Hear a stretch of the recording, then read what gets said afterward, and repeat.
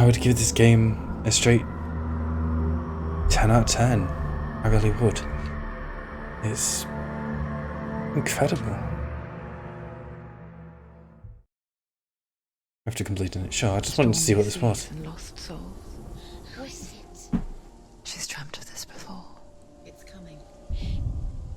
Is it? Like the television advert or They something? say dreams are visions of our memories, thoughts and fears, as seen by our inner eye.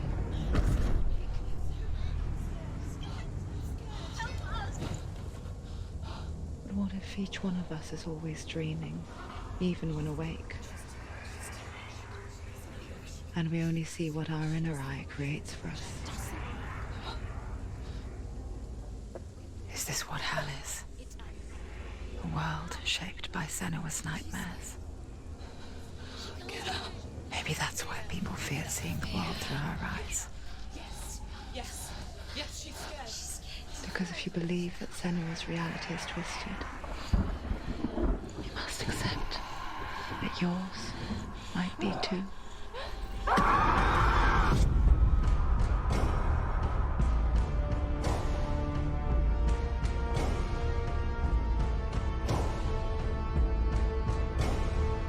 Hellblade: Senua's Sacrifice is a video game about Senua, a Celtic warrior on a vision quest into Viking territory.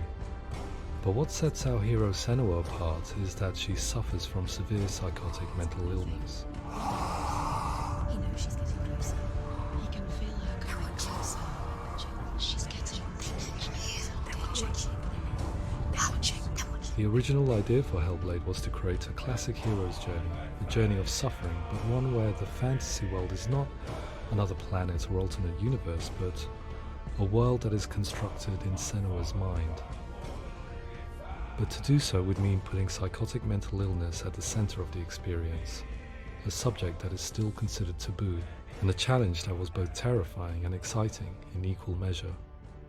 In Hellblade, the starting point was a newly discovered Celtic goddess called Senua in Ashwell, Hertfordshire. When first discovered, her name was thought to be Senua, a name which I liked and kept. I wondered if Senua might have been a Celtic warrior like Boudica who stood up to the Romans. While the Romans had conquered all of Europe, there was a group of Celts up in the furthest reaches of the Roman Empire that could not be conquered, the Picts. And so the Romans built a wall, called Hadrian's Wall, that spans across Britain from sea to sea to keep the Pictish barbarians at bay. The Picts were known for their war paint, painted on with woad, and their matted hair clumped with lime. And so Senua would be a barbarian Pict in this image. What's your name? Senua. I haven't seen you before. I don't live home much. Oh, Zeno's daughter. I have to go. Wait. Orkney is off the coast of Scotland and was inhabited by the Picts, steeped in history and mystery, and so I made Orkney Senua's home and set the stage for a crisis. In the late 8th century, the first Vikings landed on the Orkney Islands. The population of the Picts crashed thereafter, replaced by the Norsemen of the 9th century. Were they wiped out? We don't know for sure, but it would seem likely given the reputation of the Vikings. The Northmen's brutality is legendary. High-ranking leaders and chieftains of the tribes they conquered were often offered as sacrifice to their gods. The most brutal of these sacrifices was known as the Blood Eagle. I imagine Senua as a young female warrior who returns home from exile to find her partner, Dillion, brutally sacrificed to a Norse god by these hellish warriors from a faraway land. I imagine the horror of this moment and how it would have dragged her deep into mental torment.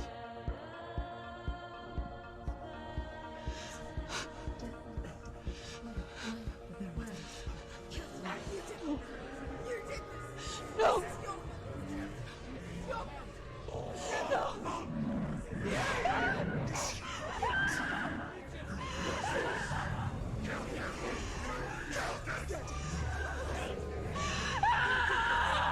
I came to learn that the Celts had a sophisticated and nuanced perspective on the nature of mental disorder.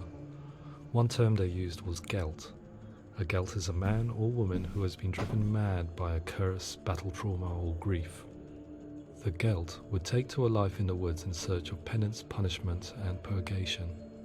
And so Senua became a Gelt, cursed by darkness, looking for redemption in the wilds. Another word the Celts used in reference to mental disorders was druth, meaning fool, or Liar. one who utters the words of God. They tell of the mad sinner who flees battle into exile and takes on a beastly nature, growing feathers on his body. The character called Druth in Hellblade is based on a little-known person called Findan, an 8th century Irish Celt who was captured and enslaved by the Vikings, but eventually escaped to Orkney where he became a monk. I will tell you my stories of hell, if I may walk with you. Upon meeting Senua, it would be his stories that fuel her quest deep into their world of gods. The Northmen say the world will come to an end.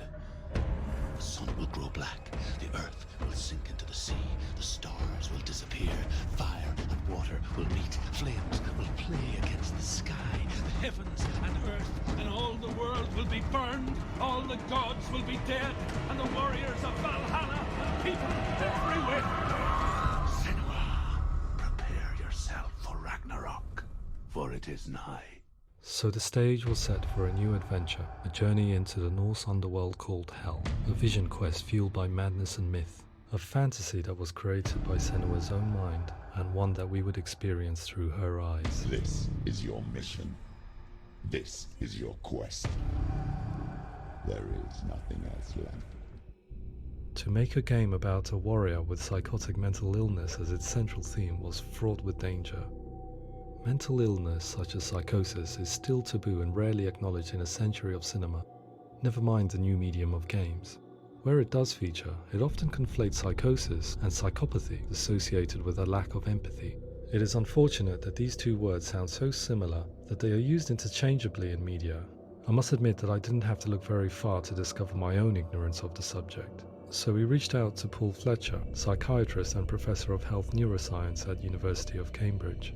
Psychosis is a descriptive term, and it refers to having a loss of contact with objective reality. So it's characterized by two main sets of symptoms. One of them is hallucinations, where somebody experiences perceptions when there is no actual objective thing out there to perceive. You're already dead. Who are you? And the other is delusions, where somebody comes to very often bizarre, unpleasant, frightening beliefs when there's no good evidence in favor of them. There's no doubt about it. The source of the darkness is in Helheim. And the goddess Hela holds his soul there. We reached out to Welcome, a biomedical research charity that spends billions on research and awareness programs aimed at improving health. Mental health hasn't always been presented in the media in a way that is particularly helpful. It can be challenging to engage people with the subject matter, and there are a lot of preconceived ideas about mental health, and particularly schizophrenia and psychosis. So we hope our support allows the team to continue to collaborate with Paul Fletcher and with those who have experience of psychosis to create a game that provides a fresh perspective on the condition and allows audiences to engage with it in a way that just wouldn't be possible in any other medium. What started out as a brief consultation convinced me that we were only scratching the surface of an immensely deep and interesting subject that could enrich and change the very nature of the game. That's cool. Thanks so much for coming here. Pleasure. Thanks. It's really interesting for me. I'd love to be involved. I think it's fascinating. Absolutely. Our understanding of psychosis is still very much a mystery, and ways of treating it are still primitive compared to physical illness. After all, it is easy to see the pain and suffering caused by physical diseases or physical trauma. It is not so easy to see the mental suffering and trauma of severe mental illness. But what if we could find a way to see it? Games are capable of drawing you in for hours on end, playing the role of a character who is different from you, experiencing their perspective, and actively involving you in a world that functions with a different set of rules. That voice is not a kind. It's the voice calls you to your death.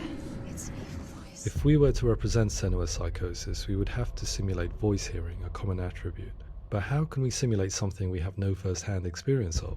Professor Charles Fernyhough, a leading expert in voice hearing from Durham University, offered his help.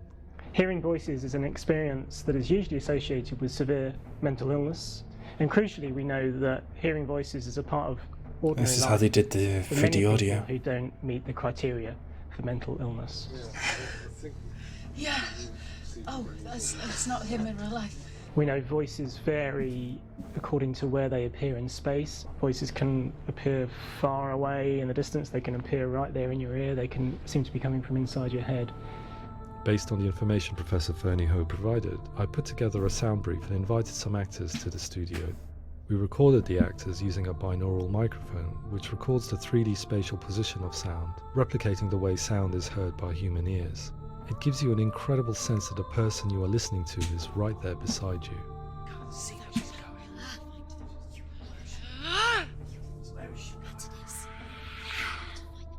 Rachel Waddingham from the Voice Collective came to our studio with 2 young voice hearers to speak to our team. We talked at length about their experiences and they listened to our tests, giving us feedback on how we could improve on it. Everyone hates her. She's cursed. It's very hard to represent what this experience is like, partly because it's such a personal, intense, emotional experience. It's testament to how Ninja Theory have been listening to what the researchers are saying, but also crucially listening to the experts by experience. What they've come up with is so compelling. It's by far the best representation I've heard of what these experiences are like.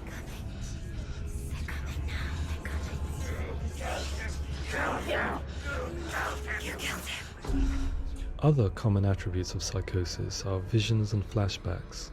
We met with Recovery College East, who work with and care for people recovering from severe mental disorders. A group of service users gave us their first-hand account of what they experience. Sometimes when the visions or what we're seeing is too much, it becomes more difficult until eventually we perhaps don't see anything. The people we spoke to, the stories they told, were fascinating, harrowing and mind-boggling. The reality of what people experienced was vivid, far exceeding what I could possibly have imagined. We went away itching to represent some of these visions and flashbacks in the game. Hands will know my heart is so, love is so far away. Don't you know how I wanna feel deeper? I could never know how you grow, all these days are killing me. Now I see deep in me insanity does unfold. I just wanna feel, Really I just did do an wanna amazing feel job. deeper, Wow. deeper. I just wanna feel deeper, deeper.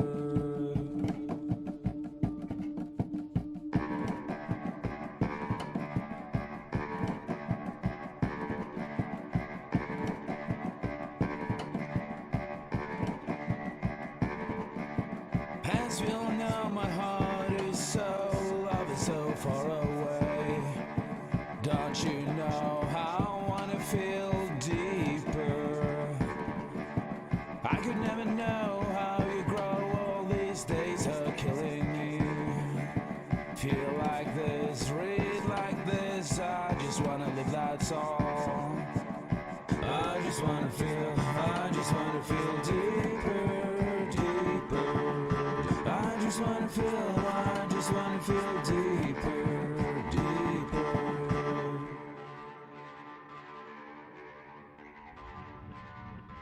To refine our work, we continued to hold meetings with Recovery College East over the course of a year and a half, showing them what we had achieved so far and refining the in-game representations based on their feedback. With their help, flashbacks, visions and changes in perception were woven into the story and gameplay of Senua. The students that are involved in this project are incredibly excited about being involved. They have described the experience as being important because it values their lived experience and shows that despite what we have been through, all of that experience becomes valid, that actually it's something that we should all be talking about. The experiences described range from beautiful to frightening beyond comprehension. I heard of a girl who has to live with an angry voice screaming at her, slamming on her doors and walls 24 hours a day. I met someone who would often see hanging corpses in a room, so real that she would sometimes try to rescue them. The panic and fear that comes with such visions is entirely understandable, and it can be a living horror for some. Worthless. Weak, pathetic. Go on, feel sorry for yourself, because there's no one left to do that for you. I was urged by one fellow that we should not shy away from showing this horror, and so I was perpetually torn in making Hellblade. Had we gone too far with our representations or not far enough? Broken and lost. Just like your soul. Come on.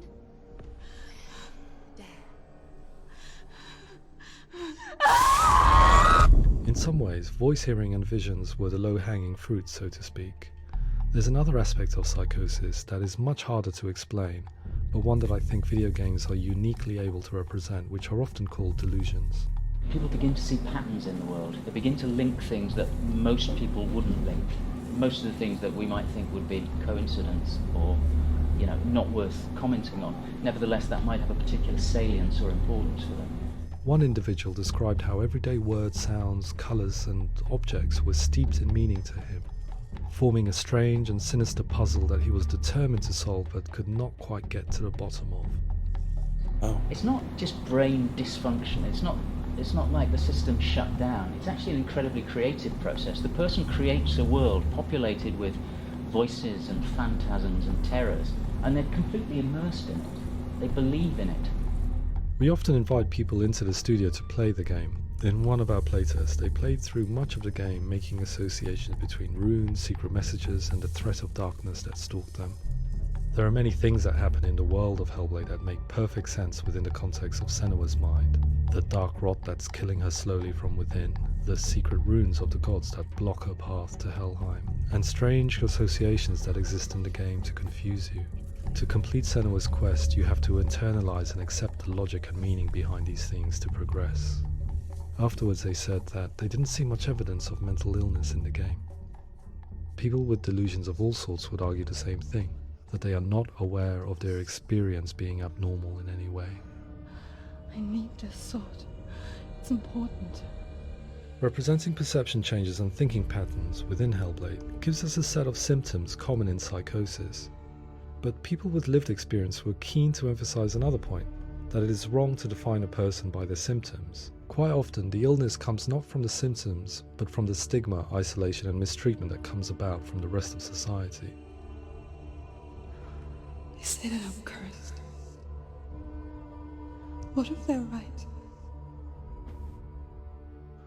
I needed someone to portray Senua, someone who could believably internalize her suffering.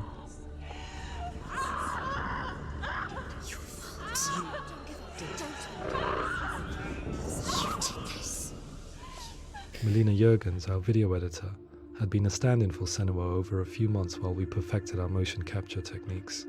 Without realizing it, she had already auditioned for the role, and I knew her well enough to know that I didn't have to teach her to act, but to relive her own internal pain. As often is the case, those who have suffered mental anguish are never far from us.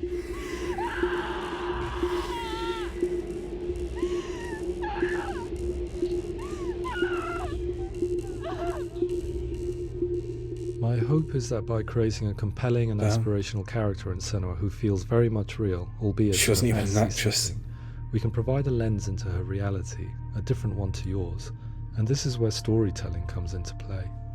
I imagined her life based on common threads in real people's lives. She was always prone to psychosis as a child. Her mother Galina also heard voices and had visions, so perhaps there was a genetic aspect. Or perhaps it was cultural, as she lived within a world without science, of gods and a superstition, as exemplified by her druid father Zimbal. Psychosis developed in her late teens to early 20s and was exacerbated by stigma and isolation at the hands of the clansmen and her father. This darkness. It's spreading.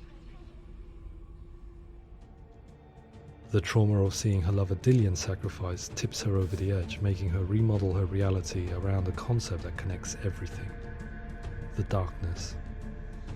So the question, is what Senua experiences real? Can only be answered by saying, yes, it is real. It is her reality.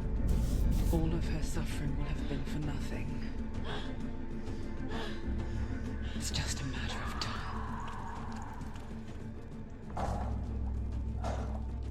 Towards the end of the project, service users and professionals that had collaborated with us were invited to see the near final game. It was a chance to see if the game had reflected their views or if it had misrepresented them. For me, being involved in especially developing Senua's character has been really important, and being able to bring in my perspective and what I see and what I hear, and having that built into the game has been a real privilege. It's gritty and it's meaty, and there are some tough subjects in there that are being tackled with honesty.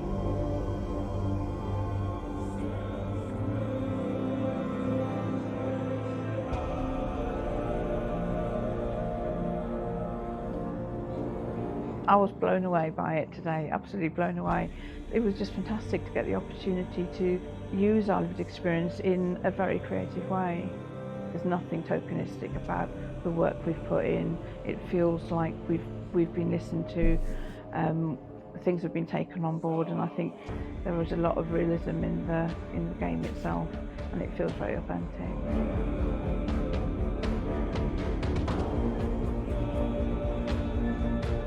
Hellblade will give people a good experience of what it's like to hear voices and have those experiences. I'm glad that the guys at Ninja Theory have asked us to come along and help them build an experience that's positive when it comes out, and get myself a copy and have a go.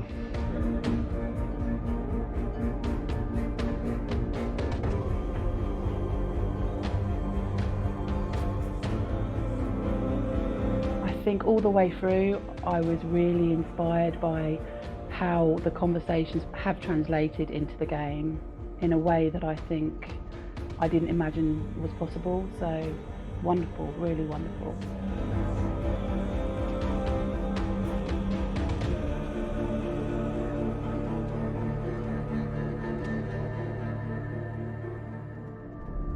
I really hope that others will follow the lead they've set and use the power of something like a video game to change people's perceptions, to increase understanding, and ultimately to make some of the stigma around voice hearing and other experiences go away.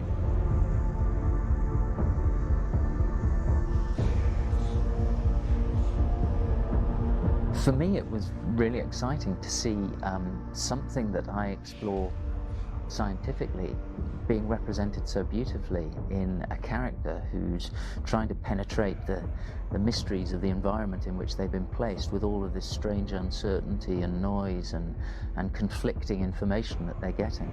I'm very excited by this way of trying to represent mental illness, because I think it actually might be offering us insights that we wouldn't get from pure scientific explorations, and actually giving us quite an empathic view of what it might be like.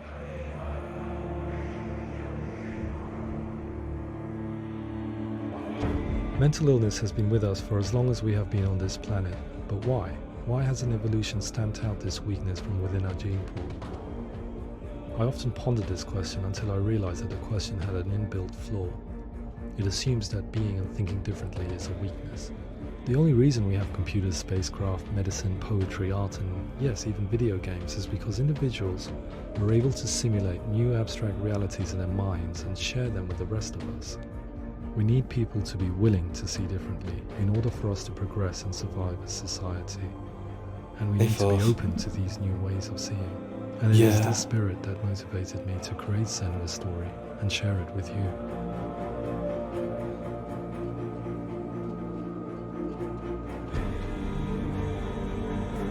It's absolutely incredible.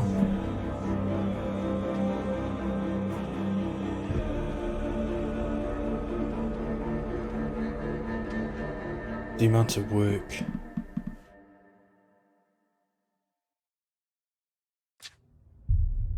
It's just incredible.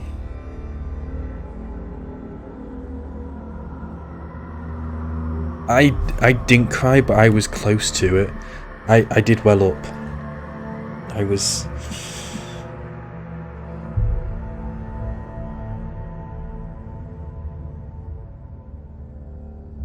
Yeah, it was... Dylan tends to just let go as, it's just such a beautiful moment, really.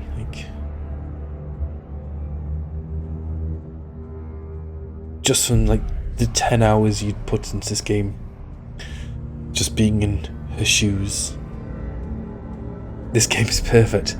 Yeah, I was saying about, I think this is, like, I said it before, like, there's normally, after playing through a game, you can normally find some flaws. There's normally like, I wouldn't have done this, I would have done that differently. I think, like, you know, that wasn't needed, or they could have added this instead. I can't think of anything that could have been added or taken away in this game. This game is a 10 out of 10. This game is one of the best games ever made. Yeah. And from listening from that little behind the scenes bit, they worked with so many different people on it, so many experts, so many people who suffered it with themselves, and from the fact that they said that during like nearly final cut of the game that they'd got it perfect, and they were so proud of what they'd worked on, and how, although it was individual for each person, that it was an amazing representation of what actually people go through, and they made it into such a incredible game. Also from the fact, like, her, Senua, is saying about the fact that she wasn't she's not like an actress or someone.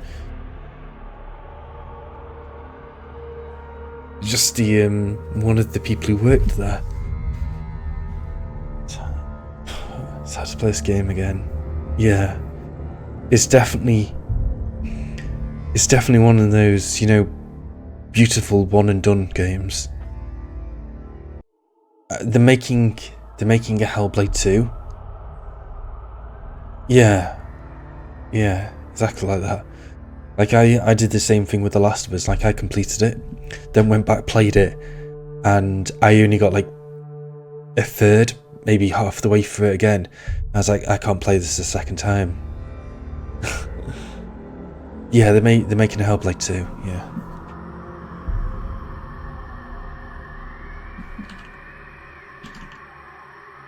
The trailer was during the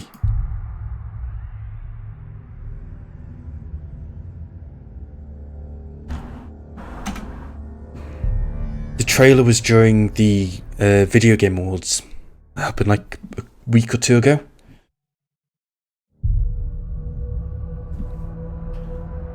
So yeah, so they announced that was going to happen, and from the seams of it, this year, Hellblade 2 could come out.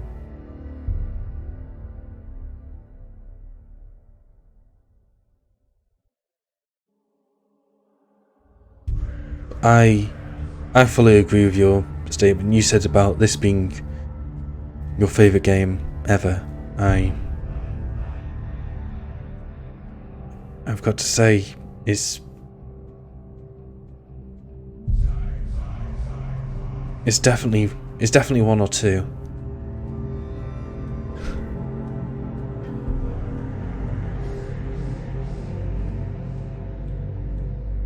Yeah, thanks for sharing, Filth. I'm ending as well now. I hope you have a great day, and I'm so glad that I got to play this game. Thank you so much for everyone who came by to experience this game with me, and I hope that people who see this go and play it themselves as well, because it's not just an experience. It's not just a game you can watch, it's a game you have to experience for yourself. Watching it may do a disservice to it, because it's a game that you really do need to play. Especially for the fact, like, I picked it up when it was on sale for £8.50. And for it being £8.50, it was an absolute bargain. It was a steal. It was probably the best £8.50 I ever will spend. But thank you so much for everyone who came by. Thank you so much for watching, and thank you for being here. This has been Hellblade: Senua's Sacrifice. What an amazing, amazing game. Bye everyone.